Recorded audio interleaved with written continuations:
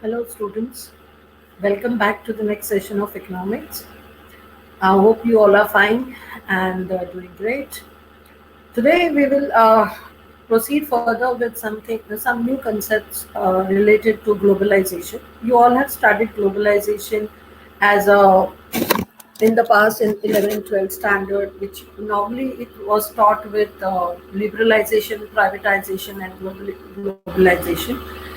All this process of liberalization, privatization, and globalization happened, or I can say started in the late 80s, and India adopted after the 1991 economic reforms, liberalization, privatization, and globalization. So, but as in continuation with your chapter of balance of payments and balance of trade, international trade, which we discussed in the last session, I'm going to continue with globalization, and then I'll talk a little bit on deglobalization. I won't be putting much stress on globalization because you pick up this word, you just Google it out, and you'll get lots and lots of information about globalization. What were the effects? What was its effect on India? And I don't think its effect on India was it's something like we have already completed almost 3 decades, 91, 2000, okay, 2 decades basically. Okay, so 2 decades of globalization, and I don't think you all must have heard a lot about foreign companies starting their business in India, FDI is coming in, FII is coming in, then a lot of employment generation, diversification of products. Then there's been a lot of consumer sovereignty. So all these things where the you can say booms of globalization. There has been effects also, negative effects also in terms of that MNCs could not, small scale industries could not compete with the large scale industries.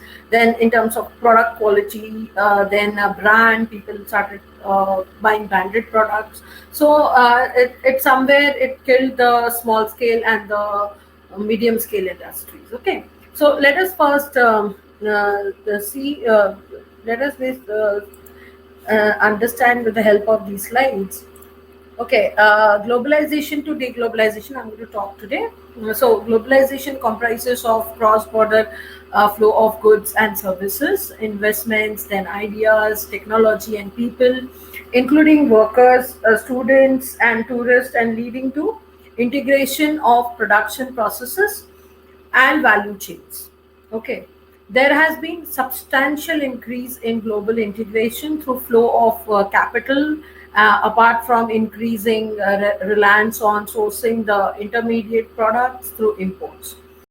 The integration has been higher within the trade blocks. With the trade blocks are basically, if you have heard about NAFTA, that is North American Free Trade Agreements. Then there has been SARC, ASEAN. If you haven't heard, please go and read about the SARC. India is a SARC member of SARC. India is not a member of ASEAN. Then there are these OPEC countries, Organization of Petroleum Exporting Countries. So these are considered to be trade blocs, and there are many more. Okay, so trade blocs, particularly in the economic, European Union is another trade bloc which you must have heard a lot about during the Brexit and all.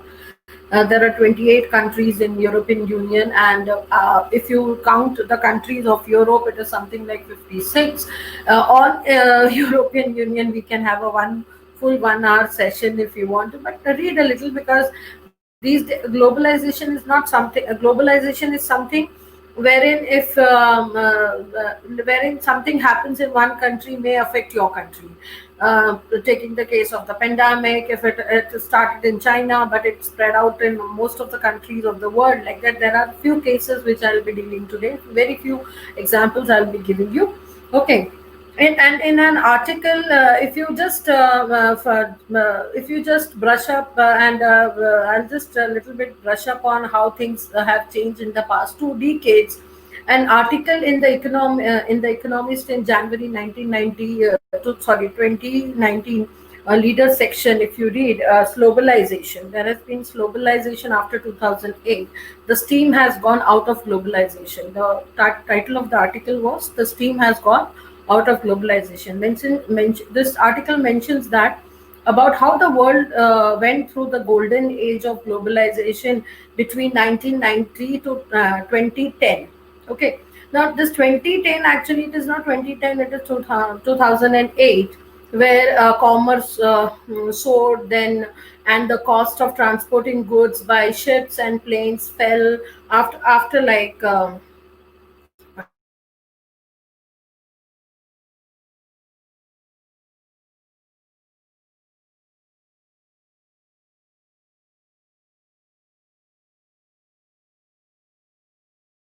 calls came to an end, and globalization was spreading at a very fast pace. Till then, slowing it slowed down.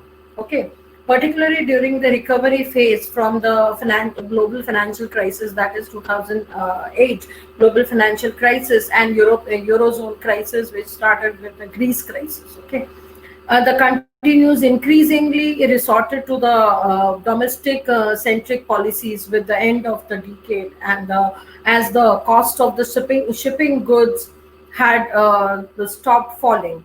Then globalization had given a way to an era of sluggishness. It gave a time of slowdown, sluggish. Like if you have heard, people used to talk that time about world had slowed down. Okay, so there was a Dutch writer. His name was Bacchus in 2015. He wrote an article, and he said that the world is going through a pace of globalization. Now there is no more globalization. So basically, the globalization has slowed down. Now, because of 2008 financial crisis, which is also called as the Great Recession of 2008, so it is also called as the global financial crisis. Nationalist tendencies increased, manifesting particularly in the trade war. There was a lot of trade war between USA and China, and then it was followed by Brexit. So the deglobalization process started from 2000. I can say 2015 or so. The deglobalization process started, and it has become more intense because of the and it is rather escalating a little bit due to the pandemic of COVID-19. The banking international settlement data, if you take up that on cross-border banking positions, give the appearance that banking deglobalization was also setting during the global financial crisis. So if you see this particular picture, which is there on the slide, which shows that earlier, after the formation of WTO in 1993, there was this Uruguay round which started in 1987, which went on till 1993, and the world became one through WTO.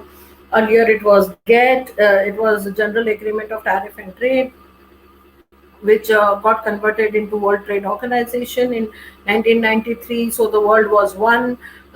There was a free and fair trade among the countries. All the import duties, tariffs, and everything was reduced. Now, if you see this particular picture, what do we find? We find that the people are taking up their share of the world. Okay, so they are trying to isolate themselves, but isolation is not possible when there is a lot of interconnected and multiple trades going on, and interconnectedness in many different ways. As I said, globalization has allowed people to cross the borders, have allowed people to trade in services, goods, intellectual property rights, then patents, so many things under whatever is there under the WTO. Okay, so this is one another picture which shows that globalization, how it benefited the country in terms of economic, cultural, political, and technological trade. Okay, technological exchanges. So if you just go to through this, you will find that there has been a lot of shopping malls which came from other countries, FDIs, and everything started coming to other countries. At the same time, we also had there was a lot of development in the terrorist attacks and all. After 2011, that is 9/11 and all, little bit there was more, and there was a little bit more, you can say, USA being protectionist about their trade. There was a lot of growth of MNCs. There's a lot of like interconnectedness among the countries, integration in terms of from a pin to an aeroplane was bought and sold, and there was a lot of supply chain spread out all over the world. Okay, so this is how now the trade was going on. But in between, when there was this globalization and all was going on, see, as I said that in one country if there is a problem, it will trickle down to some other country. So the first there was one crisis. India experienced in industrial recession in 1995. Then there was one crisis which happened in Thailand, which also had triggered this, which was also called as the Asian financial crisis of 1997. I've got one picture of that Asian financial crisis somehow.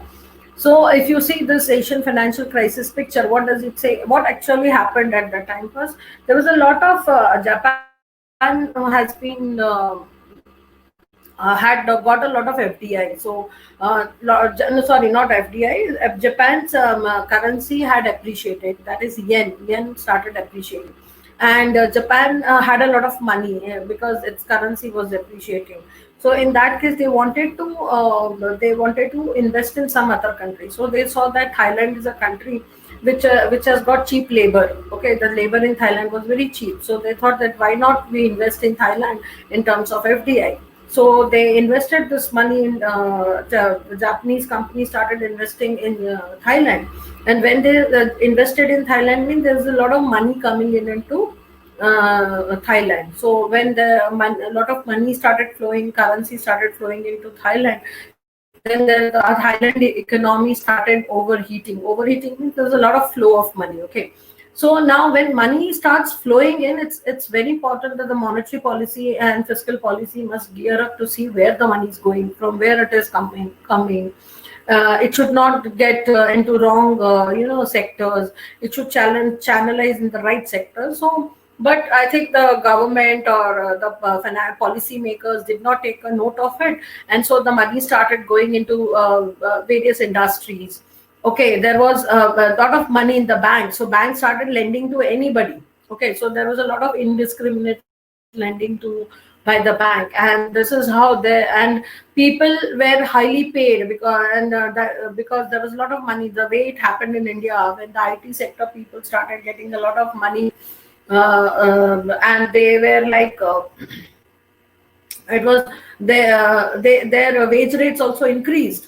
So this is was also a situation in Thailand which happened that when they start people started getting high wages, they started expecting more wages. So this led to, when they had more money with them, this they started buying more goods and services.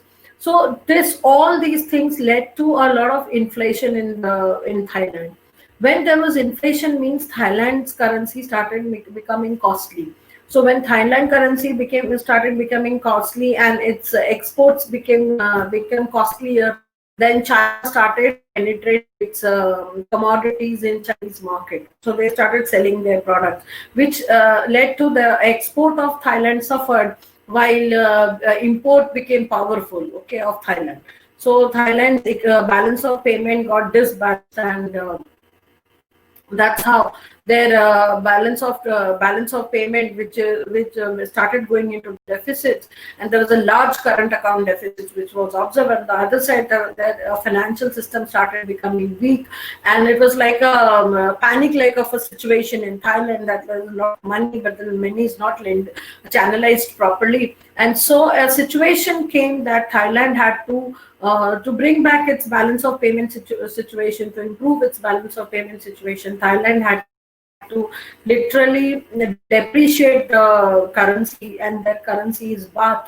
So they depreciated it. So see, something which started in Japan, through it came to Thailand. To Thailand, it started spreading all over Asia, and that's the Asian financial crisis that given to this situation called as. So all those countries which used to trade with Thailand, they also had to face the trickle down effects. We normally call it as trickle down effects, is like the you can say the flowing effect of this type of financial crisis.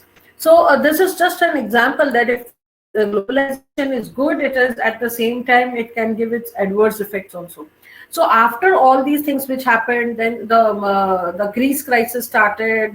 Europe was in a little problem in terms of due to Greece crisis. Then because this Greece had borrowed a lot of money from Germany, and Germany so Greece becoming a debtor was a big debtor of European Union. So that's how there was slowdown in the European Union. Similarly, with the subprime crisis in USA declared that it is in recession in 2008. So these are some of the listed things which were the ones which I've listed here are the ones which shows that how globalization has led to the adverse effect of globalization has happened, and this has created or seeded it's a beach boya ki people the countries started thinking about, no, that there are so many adverse effects and it happens in one country, and sometimes we have to face that problem. So we literally start protecting our economy, start protecting our industries, start protecting the business, and like that thought that's like we can say that type of a thought process started generating. So European zone crisis, these are the bigger ones which I have listed. Then Brexit, then world recession, then actually they are not in order. Okay, inflationary trends which have been coming and going in various due to gold. You can also just check the gold prices, which is surging very high, which is something like 50 to 2,000 for 10 grams, and it is expected to go by Diwali to 60%, that is 60,000 rupees. So just keep a look at the similar way. There has been a lot of fluctuation in the oil prices. If you read 2014, 13, 14 December news on BRICS. Like BRICS was one of a very known regional bloc, but it was said that BRICS in 2025 will generate almost 50% of the world GDP, but where today nobody talks about BRICS. BRICS were planning for their own bank and currency and everything. There was a lot of planning going on, but did not happen because Russia, whose economy is more based on like buying and selling, basically selling of oil. So Russia's economy rubles had a depreciation downfall in, I think, 2014 December news it was in. So like that, then China faced a stock market crash. So all these things happen, and it keeps on affecting all those countries which are dealing or which are having trade with them. So so if you all read all these things, is nothing. It's a description of how the trade became weak. Now, how to understand that there has been a change in there's some change happening. How to understand these? Keep following a few things. Just keep following few things. Following few things like what all policy changes the countries are bringing, what and why they are bringing these changes. So you can always have a where the currencies are flowing, how the currencies are flowing. So that is something you can understand through the international trade of various countries. Keep a major watch on USA, then European Union, then UK, then some of the Asian countries. Okay, just keep a regular watch on them, and then also keep watching Nifty, then various stock markets of Japan and New York and all these. You can just keep a watch on that. And when you find this, and this will give you a trend type. Even if you go today, even if you go to the UNTAD, that is United Nations websites, then you can go to WTO website. You can also check with IMF websites, and all you'll find what is the flow of currency? There are these Bloomberg, maybe I don't know, Bloomberg is a paid, I think, paid channel, or it's a paid website, but just check it out, and they keep on flashing these news that how things are happening in the world, and they're very authentic news. Okay, always go with the authentic news, never just read like Wall Street. You can read. Now when you read all these, you get to know how these countries are behaving, how the countries are declining the trade with other countries, like US have declined the trade with China. If you see the data, I don't have at present the data, but I've seen all those data that China used to be the major exporter to USA, but these days USA have declined the trade with China since quite a long time. Okay, then how the Chinese economy is functioning, it's a very closed economy. They are exporting the products to other countries, but they have a lot of restrictions if any country wants to trade with them. Government has created, earlier it was that the tariffs will be reduced, tariffs restrictions will be reduced, but slowly these days the countries are imposing a little bit of tariffs, and they are trying to protect their own industries and putting some sort of you can say some type of barriers on the trade with other countries. Then cultural and personal links between the countries shrinks and are even attacked many times. If you have read recently, there was news that HP1 visa will not be given now, and these type the people who migrate from other countries to USA will be stopped. So all these things, keep a watch on this. The reason is you'll get to know what is the behavior, what are the policy changes the government is taking. You'll never get in one document all the policy changes happening, which you'll get it later.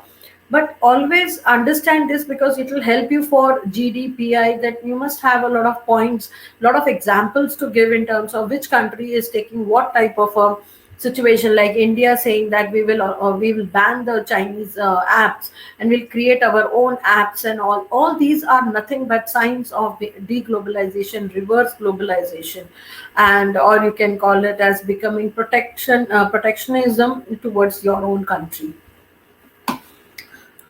And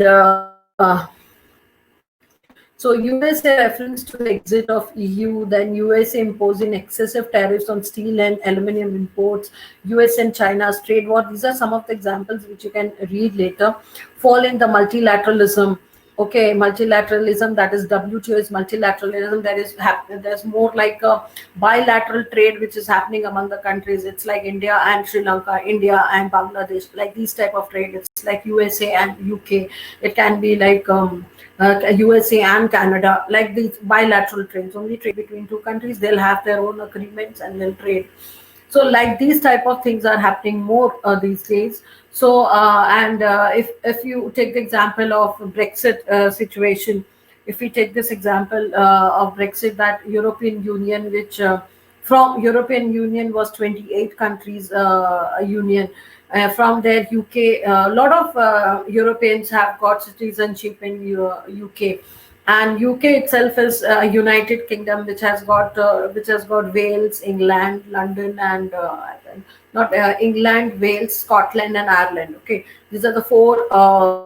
It's a formation of these four countries. Okay, or states, which we normally say.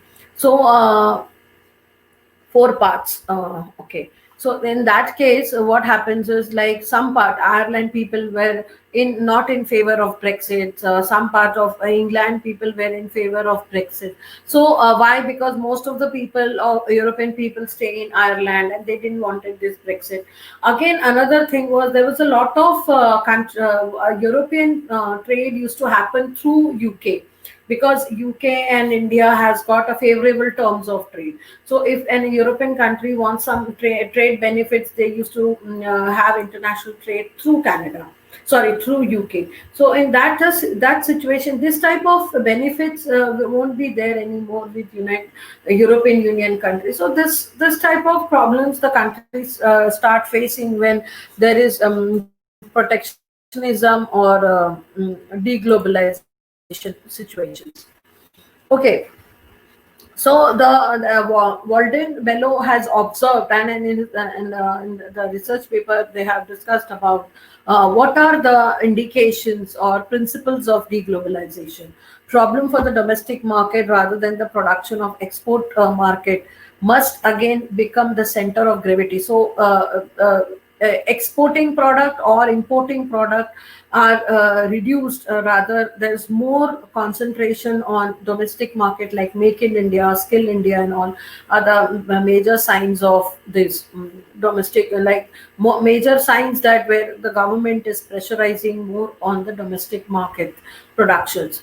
The principle of subsidiary should be enshrined in economic life by encouraging production of goods at the level of the community at the national level. So, as I said, and it's done at reasonable cost is order to preserve community. So, there's always a promotion by the government to buy the local products, to buy Patanjali products and all, and try and not to buy the foreign products. So these type of you can say publicity, branding, and all you will find. Trade policy, that is quotas, tariffs, should be used to protect the local economy from destruction by the corporate subsidized commodity with artificially low prices. So because corporate subsidized commodities, they produce in mass scale, so per unit cost of their product goes down, and they want to kill the competition by pitching the product or launching their products at a very low price. Industrial policy includes subsidies, tariffs, and trade should be used to revitalize and strengthen the manufacturing sector. So, like subsidize, give a lot of subsidy to the domestic companies, give them a lot of tariff facilities, trade facilities, so that manufacturing sector can be, as in I'll be discussing the India's problems, that how we have lost manufacturing sector, and long postponed measures of equitable income redistribution and land redistributions, including urban land reforms, must be implemented to create a vibrant internal market that would serve as the anchor of the economy and produce local financial resources for investments. There should be a lot of financial inclusion within the country, de-emphasizing growth, emphasizing upgrading the life or quality of life of people, then reduce the environmental disbalances. All these things, a country will have to take these steps to deglobalize, which is, and in today's situation, it is very difficult. Some of this the countries can accept, can accept it. Like, you can't produce everything. We started in the international trade theory. You are not specialized in all the products. You have to import some of the product. Like, you may not have a machinery which is there in Germany or which is there in France. Like, till date, India has been importing a lot of defense related products. So arms, ammunitions, and everything can't be produced. So the power and transportation system must be transformed into decentralized renewable sources. Like, must use all renewable sources and within the country generate. Oh, for all these, you need a lot of government expenditure, health balances. In India, we've got hardly 2% of the GDP goes for the health expenditures. Environmentally, technology develop. There should be a lot of development. Gender lens must be applied in all areas of economic decisions. There should be a lot of gender equality, and all for that. There should be a lot of equality among the other things also in India. Basically, I won't go into those details. Then strategic economic decisions, technocrats, all these governments, professionals in agriculture, various sectors, civil society must be constantly monitored and supervised. The proper property complex should be transformed into a mixed economy, private public, which we have, but it is not in with the system. Centralized global institution like IMF, WB should be replaced with regional institutions, like the way we have European Union and European Central Bank. Like, this is what Walden Bellows said, but it is very very difficult because every country's political, economic, socio-cultural, and technological, even the environmental environments are very different. So today, after two decades of globalization, it is very difficult to get totally deglobalized. A country cannot get become totally deglobalized. So in this pandemic time, it is making a little more intense by great lockdown which has happened during the pandemic. Okay. So why do crises occur? There could be either the domestic problems or there is sometimes the external problems. As I said, that the situation of the global financial crisis, then the Great Recession of 2008, when America was almost in a state of it was a bankrupt type of a situation. They had fiscal holidays. Fiscal holidays, the government का पूरा काम बंद हो गया. There was no work which was done by the government. That type of a situation occurred, and GDP went very low.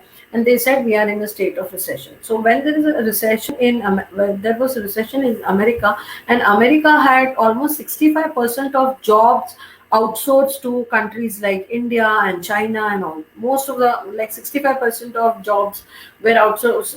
India used to receive from USA.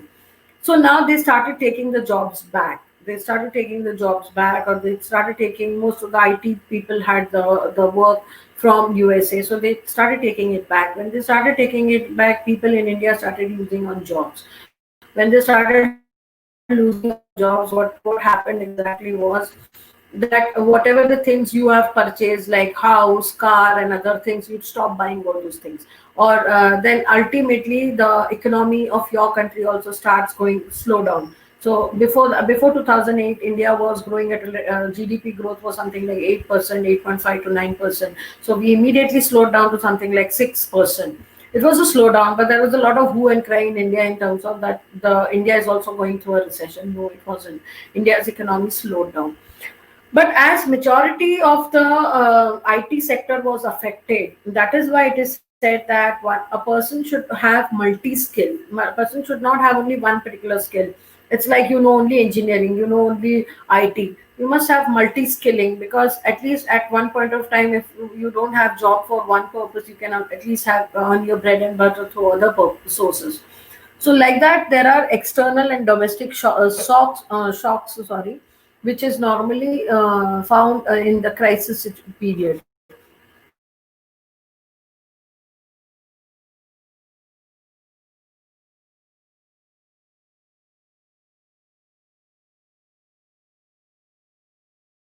Problems of Indian economy. During the crisis-driven economy, deglobalization had slowed down the growth in decades. Like developing and developed countries will find it difficult to reach out the masses due to the lack of resources and trade. And it will fuel a lot of economic inequalities and increase the gap between rich and poor.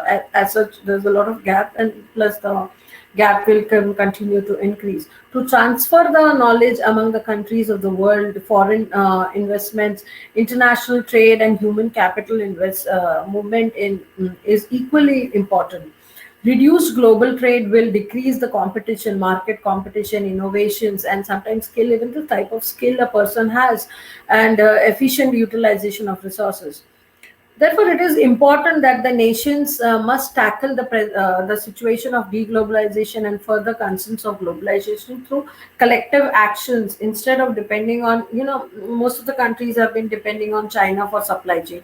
Why can't other countries also think about the supply chain by developing supply chains? Nations must have to strengthen their physical, economic, and manufacturing substantially to improve the livelihood of people. Thus, the world must needs to think about the world must think about something like re-globalization and not deglobalization, because it will affect most of the small countries to a greater extent, because many small countries are depending on the larger countries or the developed countries for international trade and other things. Okay. I hope you all have understood about globalization to deglobalization. Uh, we move to problems of Indian economy. A little bit connected to the topic of globalization, but let us first understand what problems you can also include macroeconomic problems, other macroeconomic problems like monetary policy, deficits in the balance of payments, fiscal policy deficits. All these you can include, but have not, which I have not included here.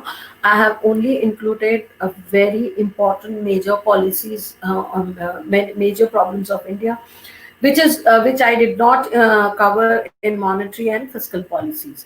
At present, Indian economy is going through a tough phase. All countries are going through a tough phase, and since 2008, as I said in globalization, deglobalization discussion, that 2008, most of the countries are in a situation of slowdown. So I should, but the students must understand the present status quo of the country economy. Afterwards, it will also help them in understanding the solution for these problems, so that they can understand how their career will be, how they can design their career, how they can think about which sector will have more opportunities, which sectors will have less opportunities, or what type of skill sets, or what type of knowledge, what type of education is required to get a job in the job market, and or you can say get a better opportunities. Okay, you can see the slides. Okay, so my first slide is basically on the population. The population of India's economy, it's 1.3 billion. India's population is something like 1.3 billion. All of you must see the world population meter every day. Okay, if you see the world population meter every day, you will find that. And another slide is not getting uploaded. There's some technical problem, it seems.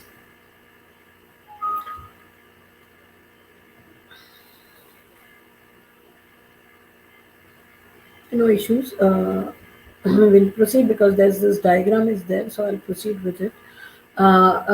India's rank, as you all know, if you go into the details of the world meter on population, or it is called as world demographic meter. Okay, it is called as the world demographic meter. If you see that, you will find that India ranks second after China.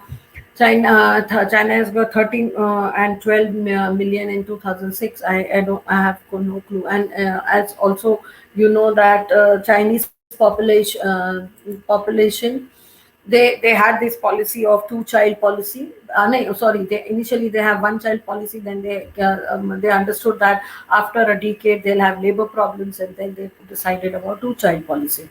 But India has been having the population control measure since 50s, I suppose. Yeah, 50s and 60s. They have the population controlling measures, and India has got a very balanced type of a population. Normally, if you search the demographic, it is called as the demographic pyramid or population pyramid. If you search the pyramids of various countries' population, you have to understand. You have to basically understand how to read this. Before coming to this, there are stages of population. Okay, there are a lot of theories in population study, but there are a few stages of population. I'll just give you a brief about it. It goes like this.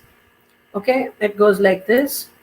One, that is, I think, death rate, and then there's this birth rate. It will go down like this. Okay, so the stages are something. First stage here, second stage is here. So if you take the example of advanced countries, I'm writing it as developed countries. So developed countries are in the stage 3. Sorry, developed countries are in stage 3, while India, China, they are all in stage 2. And stage 1, almost all the countries of the world have already crossed the stage 1. Excuse me.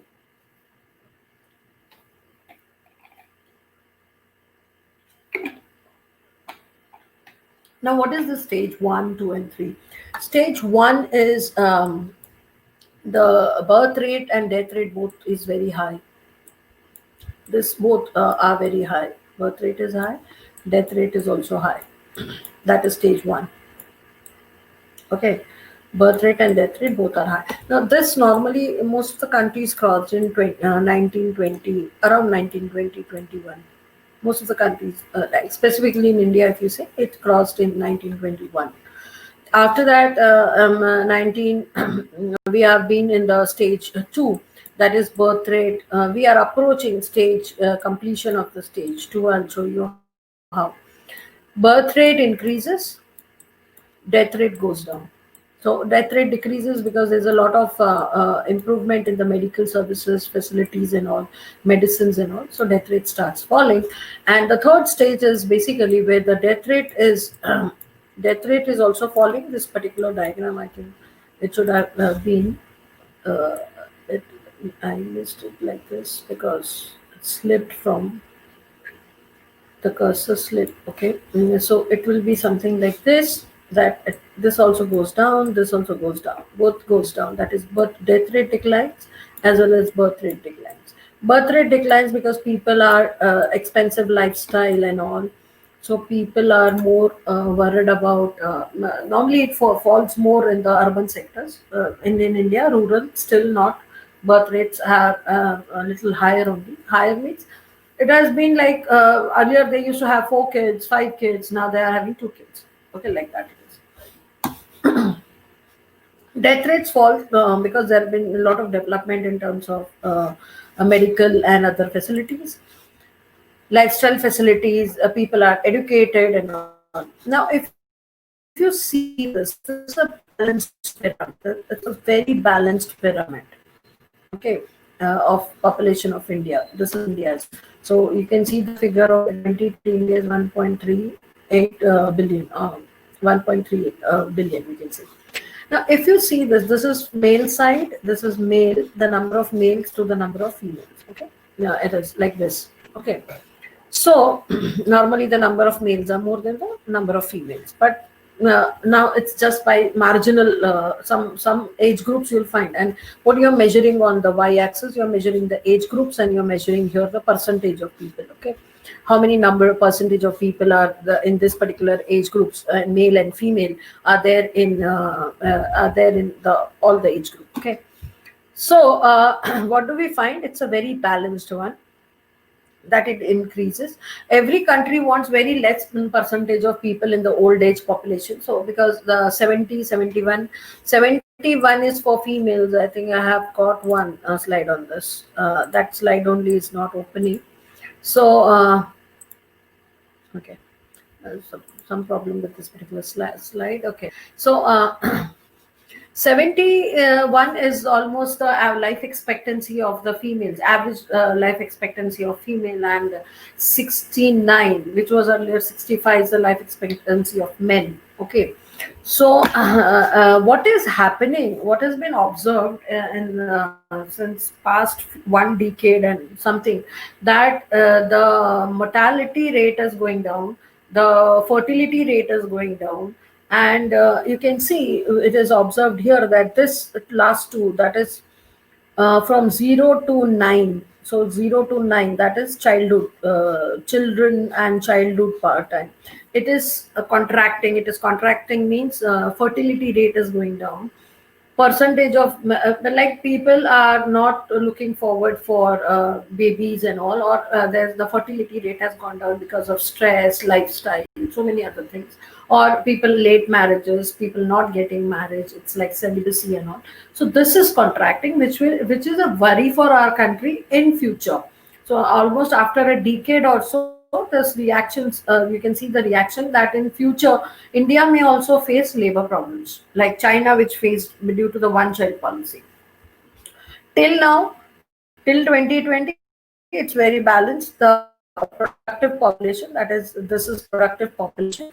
So the productive population till 60 is quite balanced. It contracts after some time. So that is why they say that pandemic doesn't hit India much, because India has got the young population which has got good immune system. So that is the reason. And Hero Honda also pitched its product to first to the Indian youth. The reason behind India's population is very youthful population, and that is the reason they will like all stylish bikes, and that is why they They did a proper study of the India's demographics, and they launched all designer type bikes, very stylish bikes, and that's how they picked up the market, and they this increased their market share. So that is the reason population becomes very important. Yes, but India has to think about the population growth in the future, because this lower part is contracting. Considerably balanced population on the higher side. Okay, so but if people start living more, like that's happening in Japan, then when the population is aging, people live for a very longer period. I think the population of Japan looks something like this, that they have this population, but it expands. It's got something like this type of a thing. So the pyramid, if it is going wider on the top side, then that means the aging population is more, and the aging population, government has to be very supportive in terms of medical, lot of old age expenditure, medical expenditure. And those countries where the government takes the burden of old age population, for them it is like shelling out a lot of money for their expenditure, which is a worry for them. So population is normally studied in this format, and India doesn't have much to worry now, at least. But for another 10 to and 10 years to 10.5 years, like 15 years, there is a worry, because if the lower part of the population shrinks. Further, poverty reduction, poverty and employment, population, or India's problems are very much interlinked. Okay, they are very interlinked. So it is said that if you government has got poverty alleviation programs, PAPs. It is called as poverty alleviation programs. You have got this Jawahar Rozgar Yojana, Indira Vikas Yojana. Then we have this Manrega. These all are nothing but poverty and employment eradication measures. Okay, so these measures have to be implemented. Since this is an old information, but in 75 years of India's independence, we have not been able to eradicate population to a greater extent, because earlier it used to be that most majority of India's population used to depend on agriculture sector. But now it is depending more on, because of technology, and has taken the place of human being or labor. So that is the reason that there has been a reduction, but it has not reduced to a greater extent. Like we still have, if you see the recent data, it is something like 25% of the people. It's reducing at a very slow rate. So in another, I think, but 1 decade possibly it will reduce to less than something like 20% or something. But till now it is something like 25%. The only thing is education, then dependency of people in the agriculture sector and all. So and there are very less industries which are have developed in the rural areas or in the villages and all. Okay, so all the people normally migrate from rural to urban for in search of jobs. You must have observed a lot of people coming to Mumbai, Calcutta, Delhi for in search of jobs. And during COVID-19, you must have also observed that there was a lot of laborers who had migrated from their hometowns are going back to their hometown, because in their hometown they don't have facility of employment, and that is why they started migrating to urban in search of jobs, and you can say bread and butter. So the third important is restriction in business. There's a lot of licensing policy used to be there, like a lot of registration licensing was required to start a business in India. Even till today, the startups don't get the freedom. The government has said that there are 7-day window, open 1-day window. You just register your business and start the business as and when you want. But there are a lot of regulations in terms of laws and policies. If a multinational company or an a company wants to start its business in India, because India has got this young population, as well as India has got cheap labor. That is how the companies came down to India. The fourth one is there's a lot of stagnancy in jobs. You must have heard and must have read that recently, in past 4-5 years, the employment rate has gone down in India. It is almost 0.3%. There has been a lot of fluctuated, and GDP growth rate has not been so good, because worldwide the economy, there was a lot of slowdown in the economy. Now let us think why this all this stuff is happening in India. Why India is facing this situation in past 2 decades? What has happened in past 2 decades? Earlier, if you must have read that India used to be an agriculture-dominated country. Most of the population used to depend on agriculture. Agriculture was the major contributor to the India's GDP. I'm talking about something in the real past before say 19 before 1991. Before 1991, 75% of the income used to come from something like agriculture sector to GDP, and something like 95, 96, 65% of the people used to be dependent on agriculture sector, while 75% it used to contribute to GDP. Okay, this type of the situation. So the major contribution is to come from GDP before 91. After 91, what has happened? You can see here. If you see, you can read this this portion. It says that what is the GDP contribution of agriculture? It is just 15. Now it's only 15% contribution. But what is the people's participation? That means people depending on agriculture sector for their livelihood is still 53%. So it is like agriculture is generating only 15% of the income. Okay, but how much amount of people are getting employed in agriculture sector is 53%. That means there's a lot of disguised unemployment. There's a lot of disguised unemployment. The contribution of the if you deduct out of 50 something like 43, 40 no not 43, sorry, 35, 37, 38% of the people are percentage of the people in agriculture sector are disguised unemployed. They are not contributing anything to the GDP. So that's a big worry. Earlier, India's economy was called that it had the backbone. Its backbone is agriculture sector. Now it is not so. Now we say that service sector. You can see the service sector's contribution. Service sector contributes almost 57% to GDP. While how much amount of employment it generates only 24%. While there is not much change in the contribution of by the manufacturing and sector and industry, it's only 12%, and manufacturing it contributes 16%, but only 11%. So here there is a little bit balance: 12%, 11%, 16%. A little bit there is a balance between contribution and employment generation. But if you see the difference in terms of service sector, it generates very less jobs, but it contributes a huge amount in GDP. While agriculture sector generates very less income for GDP, but there's a lot of employment, which is a lot of people are depending on agriculture for employment.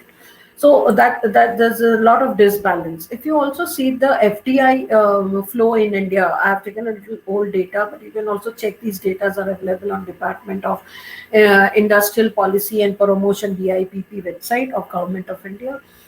If you see even the FDI flow, that majority of FDI flowing from other countries to India is maximum is in service sector. This is 17%, and there the rest has been listed out. That is second is construction, that is 9%, then 7% in telecommunication and computer hardware, 5% in drugs and pharmaceutical. So like that, this is 57%.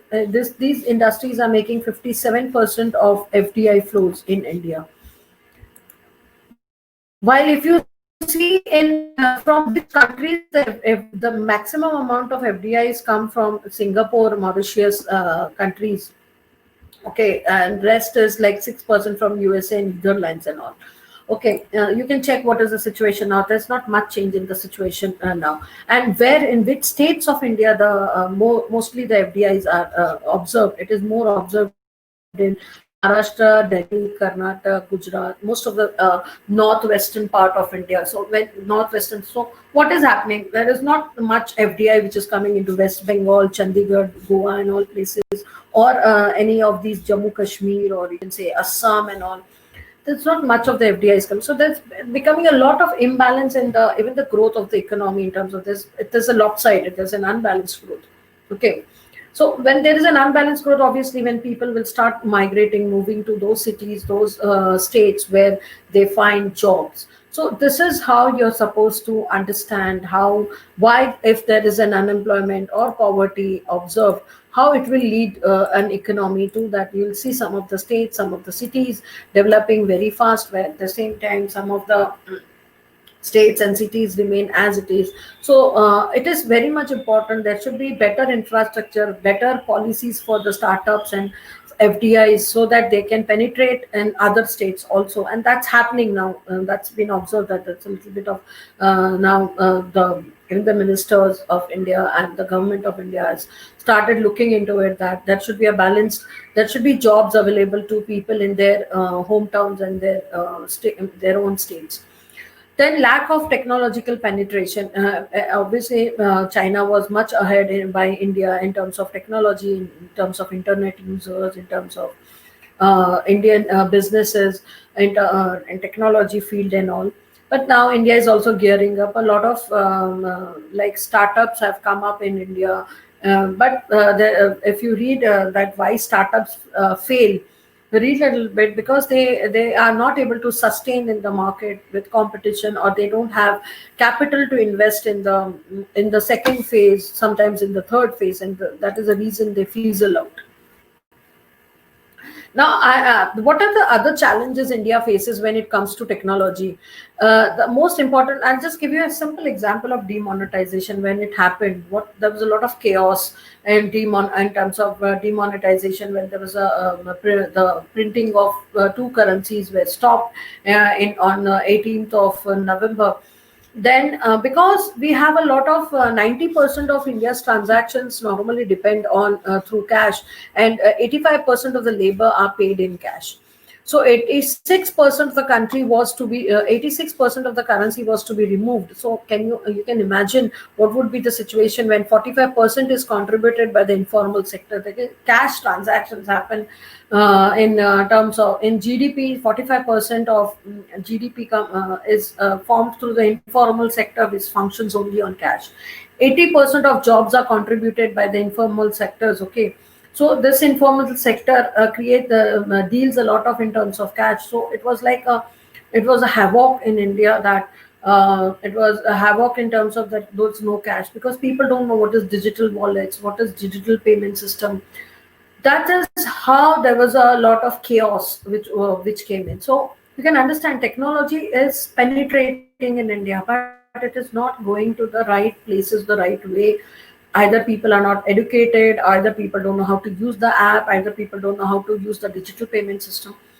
But now people have understood, and it is happening. And so, like a country like Singapore, where the whole country is cashless.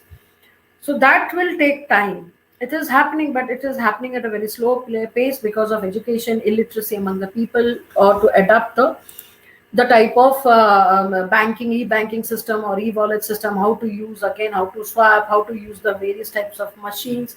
This is just an example. You must have observed that person, a laborer who is not so much qualified, or is working in a construction site, or even you can ask the maid at your place, you ask her how many digital apps do you use, or you use, or do you do any digital payments? They'll say we hardly do. We believe in cash. And you also must be buying vegetables from the roadside vendors, and they don't normally accept digital payments. They say that we will more deal in cash. Okay, even a 10 rupees a cup tea, we have to make a 10 rupees payment. We don't do 10 रुपए के लिए हम लोग digital payment नहीं करते हैं. So there is still you can say cash transactions going on because of the informal sectors. So India's dream of being cashless has still have a time for that. And there's a lot of low productivity in India because of malnutrition among the people. There can be resource constraints. There can be scarcity of resources. It's not like Japan, or it could be due to the infrastructure problems, the transport problems. Then there is a lot of low productivity in India. And even you can link it with infrastructure for problems like railways, or we can say the transport situations also are a hurdle in many parts of our country, that There is production there, but there are no road facilities. Like you can say, take the example of small scale industries. They face the transport problems. Either it is very expensive for them, or to take the product from the place where they have produced to sell it in the market. Same thing happens with case of agriculture farmers, that they have a good productivity. It could be wheat or rice where they produce, but they cannot reach to the actual markets because they cannot bear the cost, or there is no road facility or transport facilities to carry, or there is no go down facilities, storage facilities for them.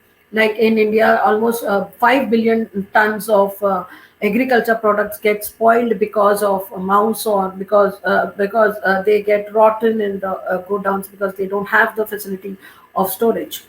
So all these problems are there because in terms of infrastructure or proper electricity problem. Like these days we are talking a lot about electricity, electric cars or electric vehicles, but the people are talking about it in terms of the front end. Like, okay, electric cars will be good for the environment, this and that, but do we have that much amount of electricity stations which can recharge the cars? Do we have that?